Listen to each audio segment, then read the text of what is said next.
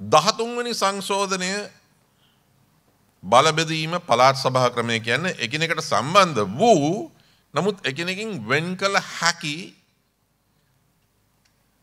කපා වෙන් කළ හැකි නෙමෙයි නමුත් එකිනෙකට වඩා වෙනස් වූ අදහස් තුනක්. සමහරු කියනවා ඔව් බලතල බෙදන්න ඕනේ. තවත් සමහරු කියනවා නෑ බලතල බෙදීමක් අවශ්‍ය නෑ කියලා. සමහරු කියනවා බලතල බෙදන්න ඕන නමුත් පළාත් සභා කියන ඒකකයට නෙමෙයි. ඊට වඩා පුංචි ඒකකයකට බලතල බෙදන්න ඕනයි කියලා. තවත් සමහරු කියනවා නෑ පළාත් සභා සෑහෙනවයි කියලා. ඒක නිවැරදි ඒකකය කියලා. තව පිරිසක් කියනවා පළාත් සභාව වලින් ඔබට කිය බලතල ප්‍රමාණයක් තියෙන්නත් ඕන ඒකකයකුත් තියෙන්න ඕනයි කියලා. ඔය විදිහට තමයි දැන් සාකච්ඡාව සංවාදය යන්නේ. නමුත් මේ සංවාදය මේ සාකච්ඡාව දැන් තීරණාත්මක තැනකට අවිල්ලා තියෙනවා. ඒ මන්ද. එක පැත්තකින් අපි දකිනවා ජනීවා යෝජනාවේ ඒ සාර්ථකත්වයත් එක්ක රටවල් බහුතරයක් 13 වෙනි සංශෝධනය පදනම් කළ බලතල බෙදීමකට පක්ෂයි ජාත්‍යන්තර ප්‍රජාව තුළ. එහෙම නැති රටවල් ගැන මට හිතන්නත් අමාරුයි. දැන් මේ ප්‍රශ්නේ විතරක් ගත්තොත් 13 වෙනි සංශෝධන නිසා බලතල බෙදීම ගැන ප්‍රශ්නේ විතරක් ගත්තොත් රුසියාව චීනය පවා ඒකට විරුද්ධ වෙයි කියලා මම නම් හිතන්නේ මගේ අත්දැකීම අනුව. ඉතින් අත්ත වශයෙන්ම බලතල බෙදීමට විරුද්ධ සහ 13 වෙනි සංශෝධනයට විරුද්ධ රටක් ගැන මට හිතා ගන්න අමාරුයි. අනිත් පැත්තෙන් ආණ්ඩුවක් තියෙනවා. ඒ ආණ්ඩුවේ ආධිපත්‍යධාරී පිරිස 13 වෙනි සංශෝධනය ගැන දනන්නේ එක්ක නිෂේධනාත්මක අදහසක් නැත්නම් ඇල්මරුණු අදහසක්. සමහර ඇමතිවරු සුපහැදිලිව කියනවා මේක අහෝසි කරන්න ඕන පළාත් සභා ක්‍රමය අහෝසි කරන්න ඕන කියලා. සමහර ඉහළ නිලධාරියෝ ඒක කියනවා. ජනාධිපතිතුමා පවා ඔහුගේ මතය වෙනස් කරලා තියෙනවා. ආරක්ෂක ලේකම් හැටියට 2006-7 කාලෙදී එතුමා 13 වෙනි සංශෝධනය සහ පළාත් සභා වලට විරුද්ධත්වයක් දැක්වේ නැහැ. ඒ වෙනුවෙන් අඩු වැඩි වශයෙන් පෙනී සිටියා. යුද්ධ මුල් කාලේ. නමුත් යුද්ධයේ අවසන් වීමත් සමග නැත්නම් අවසන් වෙන්න ඕන මෙන්න තියෙද්දි ඒ මතය වෙනස් වෙගෙන ආවා. එතුමා ජනාධිපති වුණාට පස්සේ ඉන්දියාවට ගිය පළවෙනි ගමනේදී අගමැති නරේන්ද්‍ර මෝඩි 13 වෙනි සංශෝධනය ගැන කතා කරපු අවස්ථාවේදී ජනාධිපති ගෝඨාභය රාජපක්ෂයකට කිසිම ප්‍රතිචාරයක් නොදක්වා ඊළඟ දවසේ නවදිල්ලියේදීම ඉන්දියානු ජනමාධ්‍ය සමග කරපු සාකච්ඡාවකදී බලතල බෙදීම සහ දේශපාලන විසඳුමක් පිළිබඳව අදහසට පහර දුන්නා. එහෙම දෙයක් සිද්ධ වෙලා නැහැ. මට මතක ලංකා දේශපාලන ඉතිහාසය තුල. ඊයේ පෙරේදා ජනීවා ඡන්දයට ඔන්න මෙන්න ඉන්දියාවේ ඡන්දය බලාපොරොත්තුෙන් ඉඳද්දි පවා ඉන්දියාව 13 වෙනි සංශෝධනය ගැන කීප වතාවක් සඳහන් කර තියෙද්දි පවා අපේ විදේශ කටයුතු භාර ලේකම්තුමා රිය ඇඩ්මිරල් ජානත් කොළඹගේ ද හින්දු පුවත්පත සමග කරපු සාකච්ඡාවේදී ඒ කියන්නේ චෙන්නයි කේන්ද්‍ර කරගත්තු ඉන්දියානු ඉංග්‍රීසි භාෂයික ඊටාම ප්‍රකට පුවත්පතක් සමග කරපු සාකච්ඡාවේදී කිව්වා මේ 13 වෙනි සංශෝධනයෙන් වැඩක් වෙන්නේ නැහැ. මොකද්ද වෙලා තියෙන වැඩේ? මම හිතන්නේ ඉන්දියාව ඔය 13 වෙනි සංශෝධනයේ එල්බගෙන ඉන්න ඕනේ නැහැ. මේක 1987 කතන්දරයන්නේ. දැන් ඕකේ අල්පන්ලා ගිහිල්ලා කියලා මේ ඊයේ පෙරේදා මේ ඉන්දියන් ඡන්දේ බලාපොරොත්තුෙන් ඉඳද්දී තමිල්නාඩුවේ ඡන්දෙකුත් තියෙනවා කියලා දැනගෙන ඒක කිව්වා. ඇයි ඒ මතය බොහොම දැඩි විදියට ජනාධිපතිතුමා සහ ඔහු සමග ඉන්න කිට්ටුවන්ත හිටපු යුද සෙන්පතියන් අද නිලධාරීන් වශයෙන් ඉන්න සමහරු එක්කෙනෙක් ආණ්ඩුවේ ඇමතිවරයෙක් වශයෙන් ඉන්න ඒ පිරිස ඔවුන්ගේ ඒ මතය සහ ව්‍යාපෘතිය වන නිසා දැන් ඔය ව්‍යාපෘතිය ක්‍රියාත්මකයට නගන්න අවස්ථාවක් එන්නේ මේ නව ව්‍යවස්ථාව සම්පාදනය කිරීමේදී. එහෙමත් නැතුව නව ව්‍යවස්ථාවක් වෙනකන් ඉන්නේ නැතුව සමහරු මේක ව්‍යවස්ථා සංශෝධනයක් හැටියට ගේන්නත් පුළුවන් අපි දන්නේ නැහැ. ඒක කරන්න ඒ ක්‍රමයක් තියෙනවා. දැන් ව්‍යවස්ථාව සම්පාදනය කරන කමිටුවේ සමාජිකයෙකු වන මහාචාර්ය ජෙරල්ඩ් පීරිස් GL පීරිස් නෙමෙයි GH පීරිස් ජෙරි පීරිස් අයිලන්ඩ් පුවත්පතට ලිපි පෙළක් ලියලා කිව්වා පළාත් සභා ක්‍රමය අහෝසි කළ යුතුයි කියලා.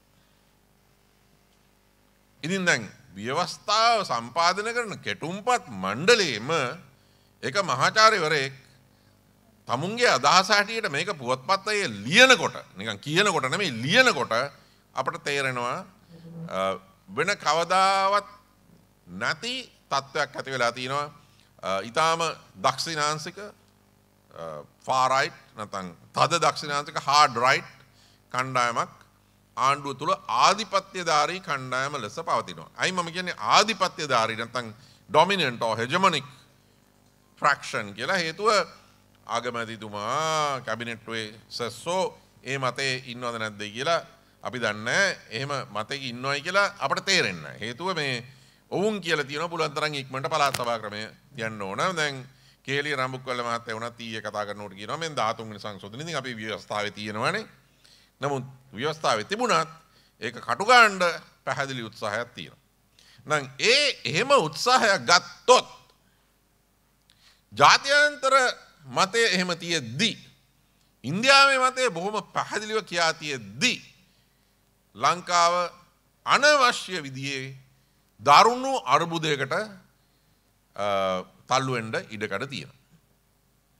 නමුත් යථාර්ථය තේරුම් නොගන්න සමහරු ආණ්ඩු බලයේ නැත්නම් රාජ්‍ය බලයේ ඉන්නකොට දැන් අර ඩොනල්ඩ් ට්‍රම්ප්ට වුණා වගේ යථාර්ථයත් එක්ක ගැටෙනවා.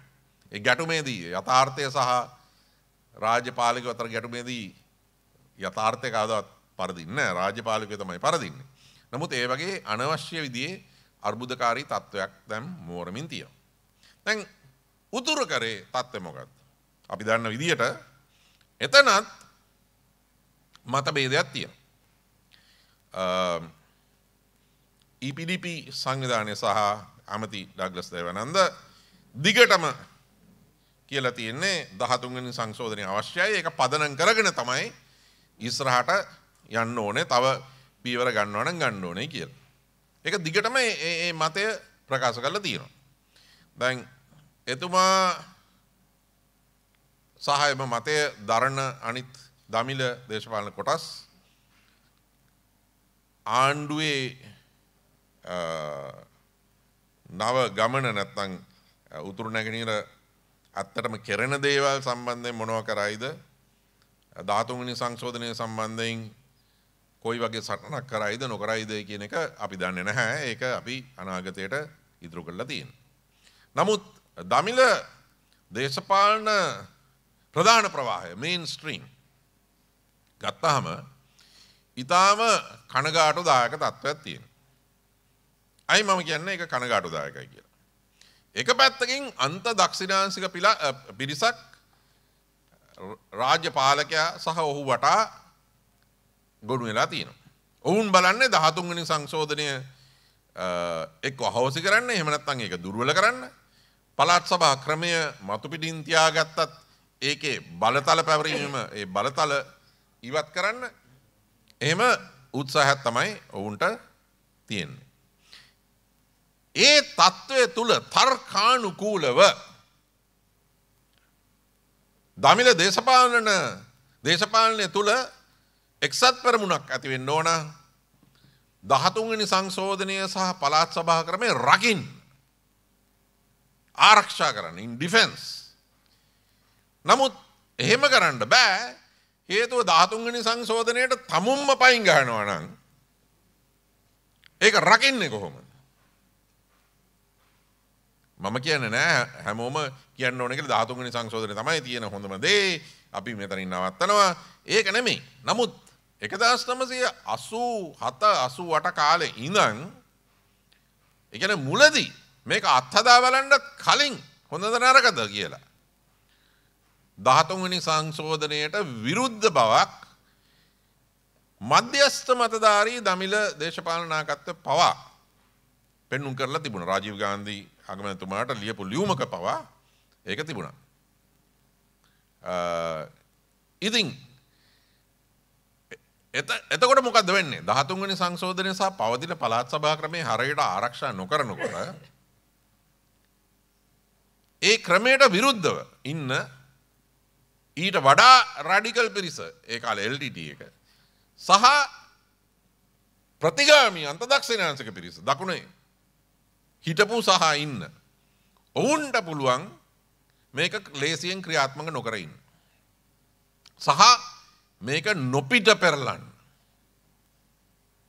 තමුන් ඒක ආරක්ෂා කරන්න නැතිකොට when the Tamil parties are not resolute in a united defense of the existing devolution of power,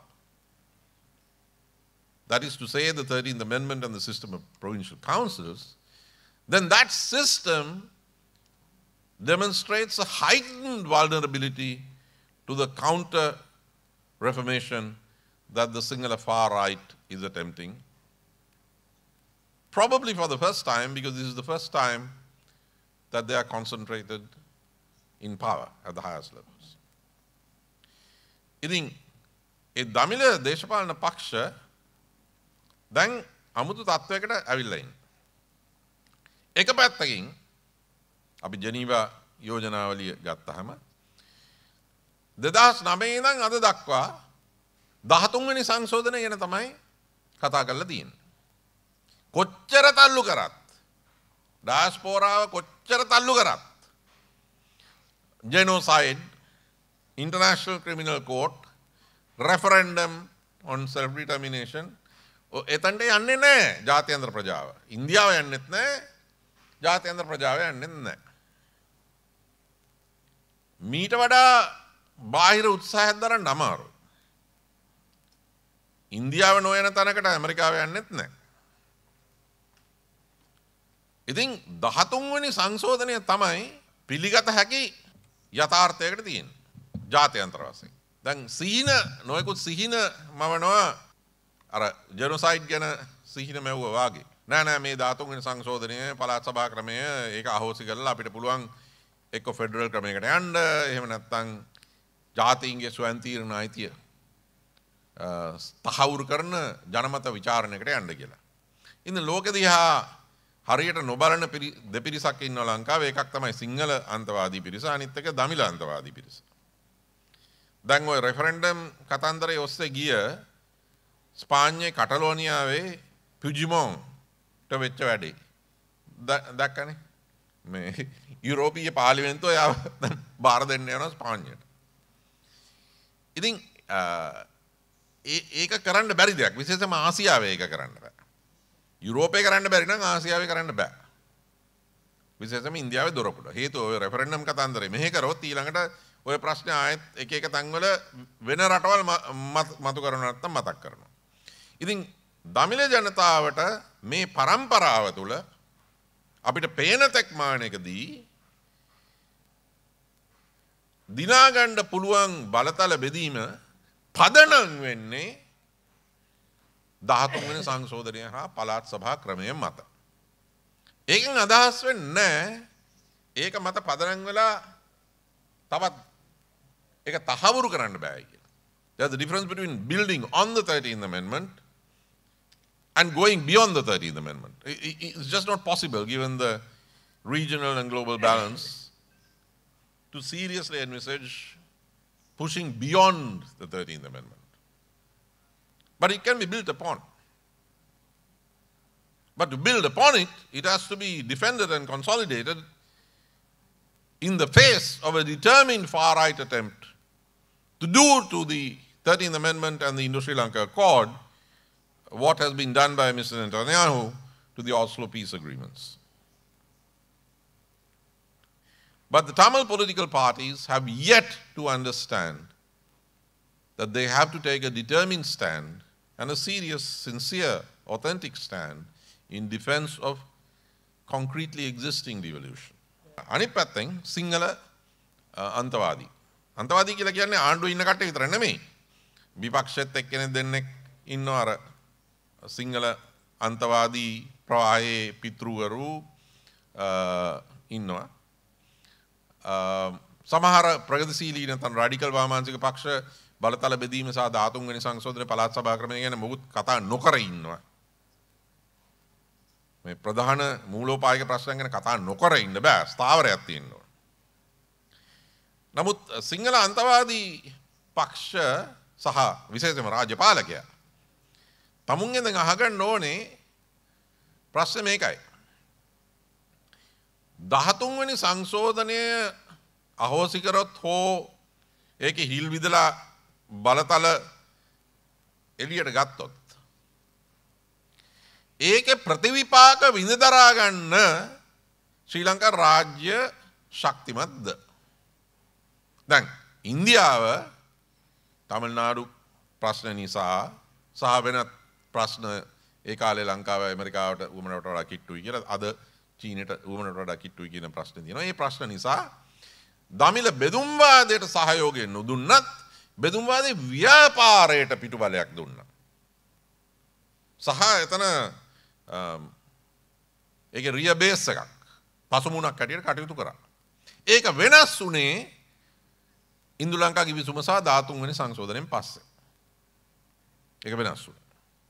දැන් 13 වෙනි සංශෝධනය නොපිට පෙරළුවොත් නැත්නම් ඒකේ කැලි ගැලෙව්වොත් ඉන්දියාවේ ස්ථාවරයේ ඇති වෙන මාරුව අපට දරා ගන්න පුළුවන්ද? එක එකක්.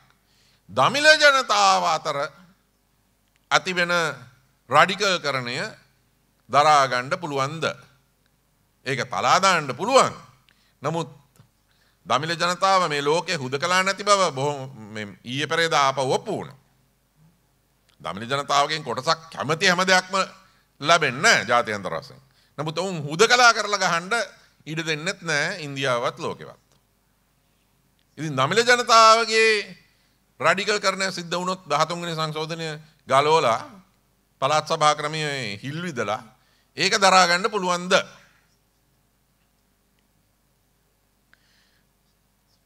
මම අවසන් කරන්නේ මේ රාජ්‍ය පාලකයට සහ ඔහුගේ මතය දරන්න උන්ට එක පුංචි ඓතිහාසික කතන්දරයක්. ඈත ඉතිහාස නෙමෙයි.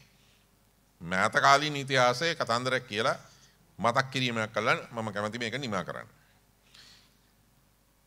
යුගොස්ලාවියාව කියලා රටක් තිබුණා.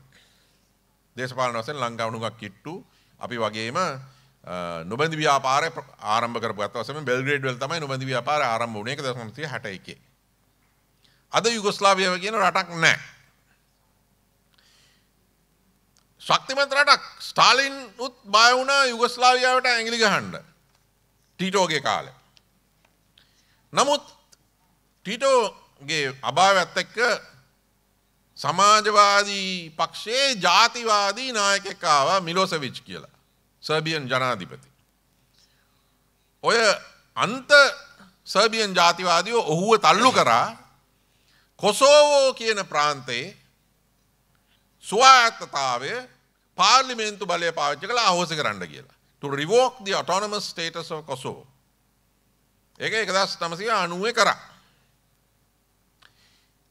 අද කොසෝවෝ කියලා රටක් තියෙනවා යුගොස්ලාවියාව කියලා රටක් නැහැ. අර ප්‍රාන්තේ දරා ගන්න බැරුව ඒ ප්‍රාන්තේ ස්වායත්තතාවය අහෝසි කරලා පාර්ලිමේන්තුවේ තුනෙන් දෙකක බහුතරය පාවිච්චි කළා. අන්තිමට උනේ යුගොස්ලාවියාව ඉවරයි. හේතුව වටපිට රට ඇතුලෙන් ප්‍රතිචාර ඇති වුණා. එව්වට ඒ ප්‍රතිචාර වලට උමනාවට වඩා තදින් ගහන්න ගිහිල්ලා වටපිට රටවල් ටික ගැහැව්වා යුගොස්ලාවියාවට. අසල්වැසියෝ නේටෝ එක පාවිච්චි කළා. අන්තිමට කොසෝවෝ වෙනම රටක්. යුගොස්ලාවියාව හැකිලුණා සර්බියාවට සහ අනිත් රටවල් වලට. අන්න ඒක තමයි ඉතිහාස. අනිත් එක මිලෝසෙවිච් ලෝක යුද අපරාධ උසාවියේ ගිහිල්ලා නතර වුණා. නතර වෙලා එතනම තමයි ඔහුගේ ජීවිතය අවසන් වුණේ අසනීප වෙලා. ඉතින් ඒ පාරේ නොයා යුතුයි. ඉතින් මේ දෙගොල්ලන්ටම සිංහල සහ දමිළ අන්තවාදී කණ්ඩායම් අන්තජාතිවාදී කණ්ඩායම් මතක තියාගන්න ඕනේ දේ කොච්චර අකමැති වුණත් මේ තියෙන 13 වෙනි සංශෝධනය සහ පළාත් සභා ක්‍රමය තමයි දීර්ඝ කාලයක් තිස්සේ පැවතිලා තියෙන යථාර්ථය. මේ යථාර්ථය පදනම් කරගෙන ඒක ආරක්ෂා කරගෙන ඒක සාර්ථක කරලා ඒක මත ගොඩනැගෙන දෙයකට පමණයි අනාගතයක් තියෙනවා. දැන් ආණ්ඩු දෙකක් බලතල බෙදීමට පක්ෂ වූ ආණ්ඩු දෙකක් කරපු විශාල වරදක් තමයි 13 වෙනි සංශෝධනය හරියට ක්‍රියාත්මක කිරීම ගැන හිතාමතා කටයුතු කිරීම වෙනුවට 13 වෙනි සංශෝධනයෙන් ඔබට පනින්න හැදුවා. දැන් මෙතන ප්‍රශ්නේ තියෙන්නේ 13 වෙනි සංශෝධනයට අවශ්‍ය බලතල නොදීම විතර නෙමෙයි. ඉන් ඔබට යන්න උත්සාහ දරීම. කවුද? චන්ද්‍රිකා බණ්ඩාරනායක කුමාරතුංග ජනාධිපතිනිය පැකේජයක් ගෙනාවා. අලුත් ව්‍යවස්ථාවක් වෙනුවෙන්. එතුමියට කරන්න තිබුණේ එතුමියයි ඊට වඩා විජය කුමාරතුංගයි සටන් කරපු පළාත් සභා ක්‍රමය සහ 13 වෙනි සංශෝධනය සාර්ථක කර ගැනීම සඳහා ඩග්ලස් දේවානන්ද සහෝදරගේ EPDP සංවිධානය සමග එක්කහුව වෙලා 13 වෙනි සංශෝධනය ක්‍රියාත්මක කරන්න. මට මතකයි ශ්‍රී ලංකා නිදහස් පක්ෂයේ 50 වෙනි සංවත්සරයේදී 2001 ඩග්ලස් ප්‍රසිද්ධ කතාවක් කරද්දී ආයෝජනයක් කරා යුද්ධ තියෙන නමුත් අඩු තරමින් 13 වෙනි සංශෝධනයේ තියෙන අන්තර්වාර පාලනය ක්‍රියාත්මක කරන්න. අපිට පුළුවන් මෙතන මිනිසුන්ට සේවයක් කරලා මේක සංවර්ධනය කරන්න කියලා. ඒකෙදු මේ කරන්නේ නැහැ. ඒ වෙනුවට මේ කලාප සංගමයක් බවට පත් කරන්න පැකේජයක් ගේන්න හැදුවා. ඊළඟට 2000 ඒක ටිකක් අඩු කරලා අලුත් ව්‍යවස්ථාවක් ගේන්න හැදුවා අගෝස්තුවේ. ඒකෙන් උනේ අර දකුණේ තිබිච්ච විරෝධය නිදන්ගත වෙලා තිබිච්ච පළාත් සභා විරෝධයට ලොකු අවස්ථාවක් ආවා. බලතල බෙදීමට සම්පූර්ණ විරුද්ධව. ඒ කියන්නේ කරන්න තිබිච්ච දේ කරන්න නැතුව. ඊළඟ එක්කෙනා අගමැති රනිල් වික්‍රමසිංහ. ඒත් අලුත් ව්‍යවස්ථාවක් ගේන්න හැදුවා. මේ 13 වෙනි සංශෝධනය ක්‍රියාත්මක කරන්න නැතුව. අලුත් ව්‍යවස්ථාවක් ගේන්න හදලා ඒ ආණ්ඩුවත් කාලා පක්ෂත් ඉවර කරලා කොළඹත් පරදිලා ගෙදර ගියා. කරන්න තිබුණේ ඔය දෙගොල්ලන්ට ඔය කියන ස්ටැචුට් 13 වෙනි සංශෝධනයේ පළාත් සභා ක්‍රමය කොහොමද අපි හරියට ක්‍රියාත්මක කරන්න කියලා ඒක හොයලා බලලා කඩිසරව කටයුතු කරන්න තිබුණා. ඒක කරන්න වරම තිබුණා. පළාත් සභාව හරිය තැනක් තමයි වාඹ. ගරු ගාමිණී ජයවික්‍රම පෙරේරා ප්‍රධාන ඇමතුමාගේ කාලේ. කවුරුත් කිව්වේ නැහැ එතකොට මේක ෆේල් කියලා. ඔහු සමග වාඩි වෙලා අනිත් පළාත් සභා මහ ඇමතිවරු වාඩි කරගෙන විපක්ෂ නායකවරු වාඩි කරවගෙන මේක හරියට කරන්න තිබුණා. ඒක කරන්නේ නැතුව මේ මහා හීන දැකලා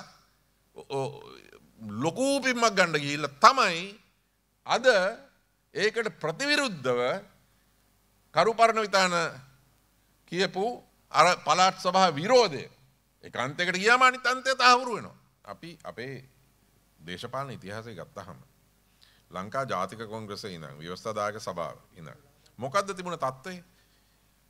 බ්‍රිතාන්‍ය අධිරාජ්‍යවාදීන්ගේ අතේ රාජ්‍ය බලය තිබුණා. අපි සෙන්ටර් කියලා කියන එක. දැන් ඒ සෙන්ටර් එක අත් වශයෙන්ම තිබුණේ වයිට් හෝල් වල. නමුත් අපේ ව්‍යවස්ථාදායක අපේ දේශපාලනඥයෝ ඒක තුල දීර්ඝ කාලයක් පියවරෙන් පියවර වැඩ කරලා ඒව සාර්ථක කරවලා අන්තිමට අවශ්‍ය බලය ඔක්කොම ලැබෙන තත්ත්වයක් නිර්මාණය කරගත්තා. ඉතින් ඒ වගේම තමයි පළාත් සභා. ඒක කරපු જાතියන්නේ අපි. සිංහල දෙමළ මුස්ලිම් ඒ වැඩ කරේ තමුන්ගේ අතේ මේ සෙන්ටර් එකේ බලය නොතිබිච්ච තත්ත්වයක් තුළ. ආසාවෙන් ඒගොල්ලෝ බලය දුන්නේ නැහැ.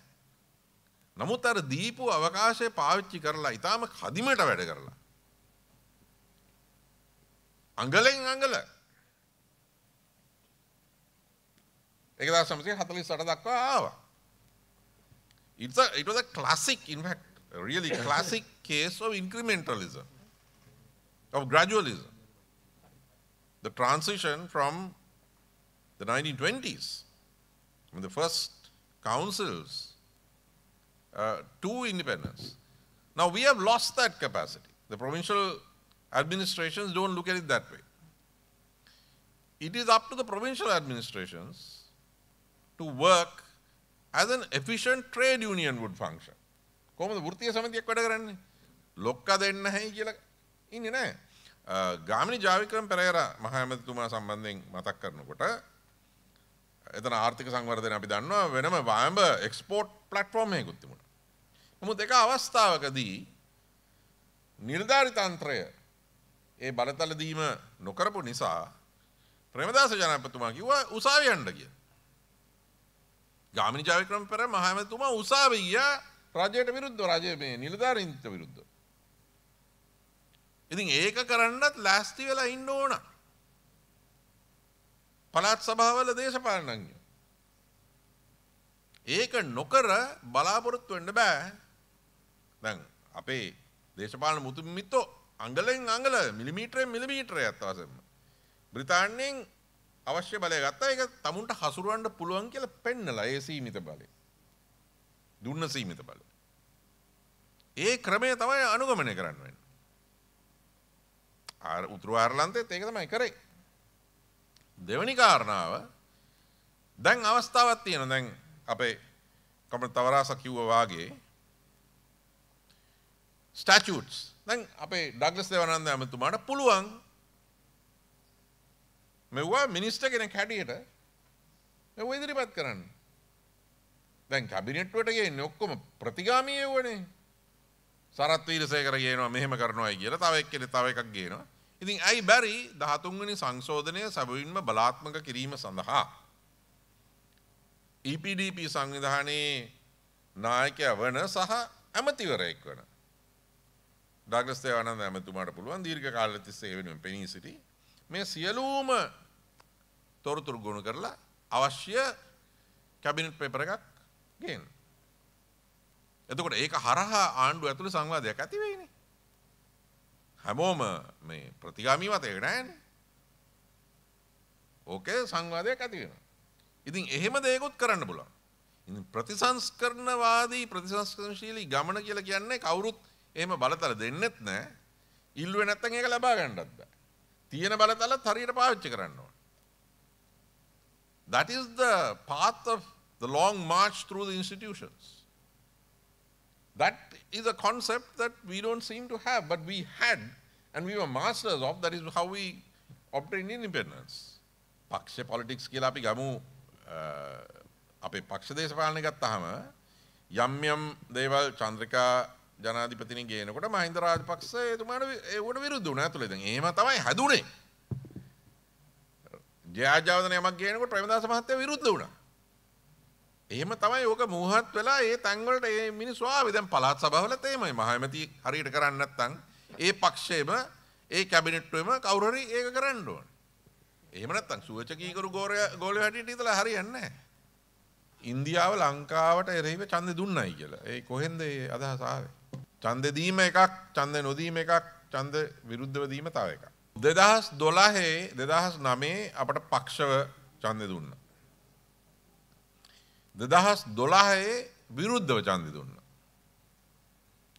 2013 ඡන්දෙ දීමෙන් වැළකී හිටියා. 2014 ඡන්දෙ දීමෙන් වැළකී හිටියා. 2015 රනිල් වික්‍රමසිංහ මහත්තයා මංගල සමරවීර මහත්තයා ගිහිල්ලා අර සම අනුග්‍රාහකත්වයේ දක්වනකොට යහපාලන ආණ්ඩුවට කොච්චර සහයෝගය දුන්නත් ඉන්දියාව ඒ සම අනුග්‍රාහකත්වයට අස්සන් ගැහුවේ නැහැ. හේතුව ඒක ඊටම බාහනක දෙයක් නිසා. 2021 ඡන්ද දීමෙන් වැළකී හිටියා. ඉතින් අහන්න ඕන ප්‍රශ්නේ 2009 ඡන්ද දෙන්නයි ඊට පස්සේ ඡන්ද දීමෙන් වැළකී සිටින්නයි හේතුව මොකක්දයි කියලා. ඒකට උත්තරේ බොහොම සරලයි. ඒ සරල උත්තරේ තමයි ඉන්දියාවට යුද්ධ කාලේ නිල වශයෙන් පොරොන්දු වුණා මහින්ද රාජපක්ෂ ජනාධිපතිතුමා සහ එතුමාව නියෝජනය කරපු ට්‍රොයිකාව කියලා කියන බසිල් රාජපක්ෂ, ගෝඨාභය රාජපක්ෂ සහ ලලිත් වීරදුංග කියන ත්‍රිත්වය යුද්ධ කාලේ පොරොන්දු වුණා 13 වෙනි සංශෝධනය ක්‍රියාත්මක කරනවායි කියලා. ඒක ලිඛිතව. වාචිකව 13 ධන කියලාත් කිව්වා. 13 ධන කියන්නේ මහා ලොකු දෙයක් නෙමෙයි. 13 වෙනි සංශෝධනයයි සෙනට් සභාවයි. ඒක මේ ෆෙඩරල් හරි ඒ සමහරු කියන වගේ 13+ ඒක ලොකු ප්ලස් එකක් නෙමෙයි. ලොකු පාප කර්මයක් නෙමෙයි. නමුත් එහෙම කිව්වා.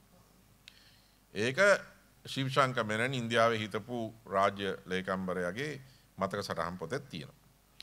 යුද්ධය ඉවර වීමත් සමග 2009 මැයි 21 වෙනිදා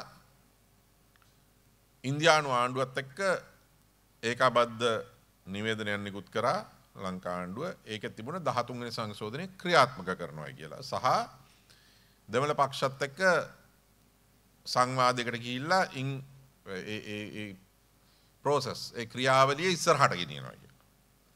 මැයි 23 වෙනිදා 2009 ඒකම කිව්වා එක්සත් ජාතීන්ගේ සංවිධානයේ මහලේකම්වරයා සමග. ඒකාබද්ධ නිවේදනයේ. දැන් ඒකේ මම වරදක් දකින්නේ නැහැ. හේතුව ඒක තමයි යුද්ධ කාලේ කිව්වේ. ඒ යුද්ධ කාලේ ඒක කියලා තමයි අපි අවකාශය ගත්තේ, ඉන්දියාවේ සහයෝගය ලබා ගත්තේ යුද්ධ ඉවර කරගන්න. ඉතින් ඒ බිලට අස්සම් කරන්න වුණා ජනාධිපතිතුමාට ඒවකට. ඒකේ වරදක් නැහැ.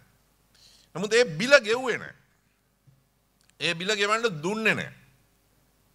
ඒ බිල ගෙවන්න නුදුන්නේ එවකට ආණ්ඩුවේ හිටපු අන්ත දක්ෂිණාංශික සමහර දේශපාලනඥයෝ සහ සංවිධාන ශ්‍රී ලංකා නිදහස් පක්ෂය නෙමෙයි සභාග ආණ්ඩුවන්නේ සහ දැනට ජනාධිපති වෙලා ඉන්න ගෝඨාභය රාජපක්ෂ මහතා ආරක්ෂක කමිටුවට සහ බැසිල් රාජපක්ෂ මහත්තයා.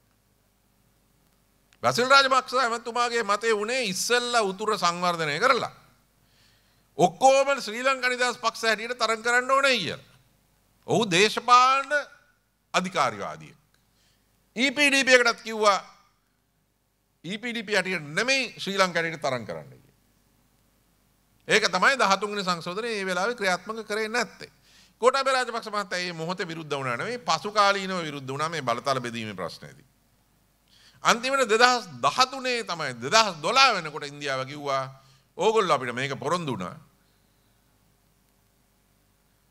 තමිල්නාඩුව ඒ ප්‍රශ්නේ එහෙම තියෙද්දී අපි ඒ අවදානම අරගෙන ඕගලන්ට උදව් වුණා. ඇමරිකාව එහෙම බලනකොට මේ යුද්ධය අන්තිම මොහොතේ නවත්තන්න. ඕගොල්ලෝ ඒ පොරොන්දුව ඉෂ්ට කරේ නැහැ. ඒක හන්දා අපි විරුද්ධව ඡන්ද දෙනවා කියලා 2012 වෙනකන් ඉවසලා 2012 ඡන්දේ දුන්නා අපිට විරුද්ධව. හැබැයි විරුද්ධව ඡන්ද දුන්න එකම එක අවස්ථාව 2012. ඒ තත්ත්වය වෙනස් 2013 උතුර පළාත් සභා ඡන්ද පැවැත්වුවා. නමුත් ඒ වෙනකොට අර දමිළ දේශපාලනේ ආපහු රැඩිකල් වෙලා. මට මතකයි විග්නේශ්වරන් මහ ඇමතිතුමා දියුරුන් දීලා අපි ඔක්කොමලා වාඩි වෙලා කියන්නේ මහින්ද රාජපක්ෂ ජනාධිපතිතුමා ඔක්කොමලා එකට වාඩි වෙලා කෑම කාලා එළියට එනකොට එළියට ඇවිල්ලා ඔහුගේ තරුණ උපදේශකයෙක් හිටියා TRO එකේ මිනිස්සයා ප්‍රකාශනය නිකුත් කරා අභ්‍යන්තර ස්වයං තීරණය ගැන කතා කරලා ඉන්ටර්නල් සෙල්ෆ් ඩිටර්මිනේෂන්.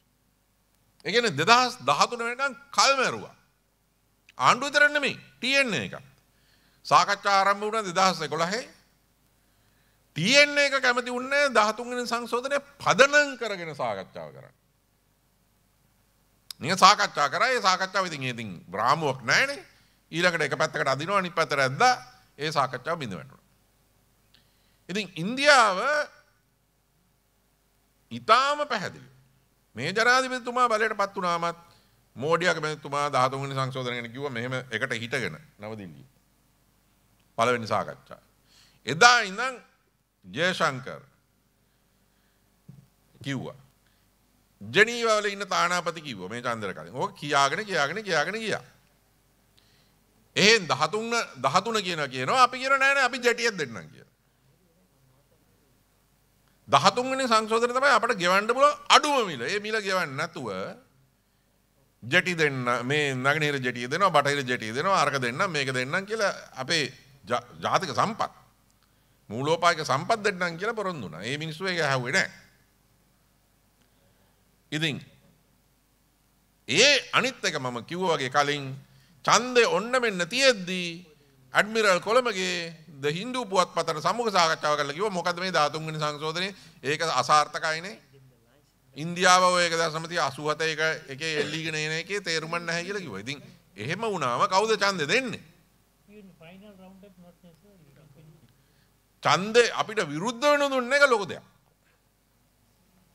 විරුද්ධව දුන්න නම් තව රටවල් ගණනාවක් ඒ විදිහටම ඡන්ද දෙනවා. එතකොට 11 නෙමෙයි 11 මේ ලැබපු අඩුම ඡන්ද ප්‍රමාණය නෙමෙයි ඓතිහාසිකව ඒ 11 බහිනවා තව 7කට 6කට. හොඳ වෙලාවට එහෙම අපට විරුද්ධව ඡන්ද දුන්නේ නැහැ 2012 වගේ. නමුත් අපට පක්ෂව ඡන්ද දීමට තිබුණ අවස්ථා අපි නැති කරගත්තා. විශේෂයෙන්ම සරත් වීරසේකර ඇමතිතුමා පළාත් සභා ක්‍රමය අහෝසි කරනවායි කියලා ශපථ කරනවායි කියලා කිව්වා. අනිත් එක මේ ඉන්දියන් කාර්යෝයි ජාත්‍යන්තර ප්‍රජාවයි මෝඩයෝ නෙමෙයි. ජනාධිපතිතුමා දැන් කියනවා එහෙනම් අපි ඉක්මනට පළාත් සභා ඡන්දය තියමු කියලා. නමුත් කතන්දරේ තියෙන්නේ පළාත් සභා ඡන්දය ගැන නෙමෙයිනේ 13 වෙනි සංශෝධනය ගැනනේ. පළාත් සභා ඡන්දයක් තියලා ඒකේ තියෙන බලතල ඔක්කොම ගන්න පුළුවන්.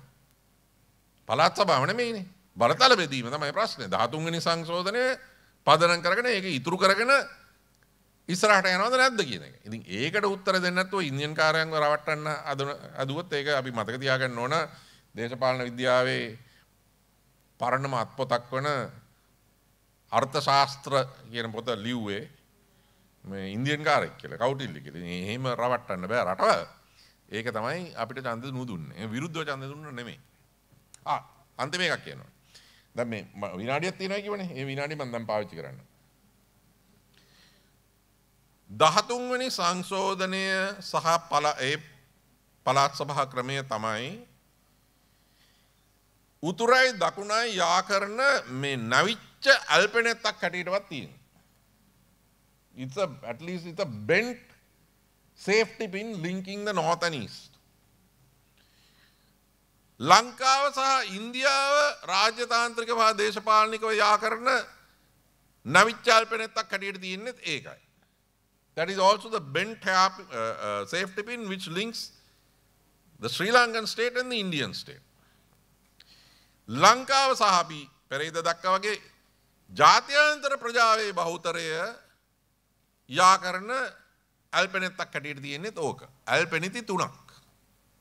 ඕක අල්පෙනිතිද මේ මැහුමක්ද කියලා මම දන්නේ නැහැ. මැහුමක් වෙන්නත් පුළුවන්. අල්පෙනිති නොවි. It could be just a stitch. ඉතින් පාලකයෝ තීන්දුවක් ගන්න ඕනේ.